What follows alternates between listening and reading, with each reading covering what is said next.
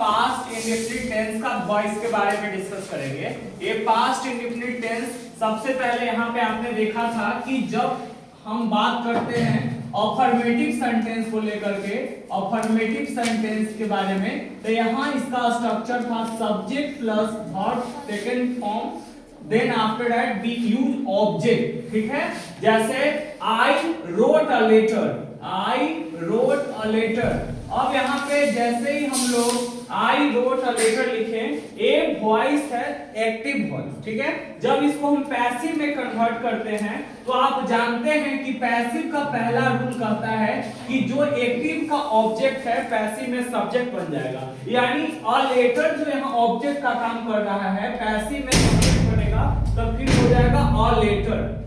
इसके बाद यहाँ पे वाज वर्ब का प्रयोग होता है, तो a letter is singular so we will use was, तो a letter was। फिर verb का तीसरा रूप फॉलो होता है, तो a letter was written। इसके बाद किसका प्रयोग होगा, by और me, क्योंकि I का जो ऑब्जेक्टिव केस है वो me होता है। ठीक है, second thing, past indefinite tense का नेगेटिव सेंटेंस के बारे में हम बात करते हैं। देखो नेगेटिव सेंटेंस में जैसे I did not write a letter, यहाँ पे क्या है, सब्जेक्ट हो गया, फिर डिड का प्रयोग, फिर नॉट का प्रयोग, उसके बाद वर्ब वन, और then after that we used object, है ना, हमने ऑब्जेक्ट का प्रयोग किया। ये एक्टिव वॉइस है बेटा, क्या है, एक्टिव वॉइस। जब हम इसको पैसिव में कन्वर्ट करेंगे तो देखो जो ऑब्जेक्ट था ना ये सब्जेक्ट बन जाएगा, यानी subject was verb plus not, verb का थर्ड फॉर्म वाई ओडा।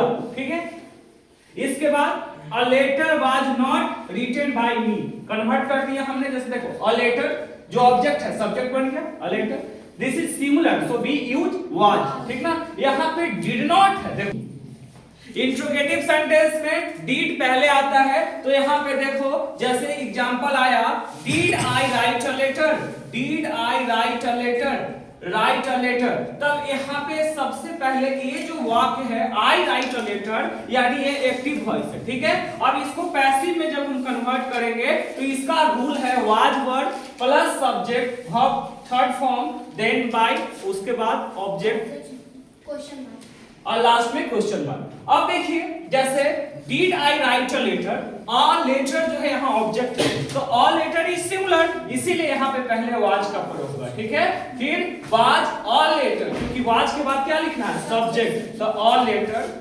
ठीक है, इसके बाद वर्ब का तीसरा रूप राइट रोट रिटन, अब बाय मी।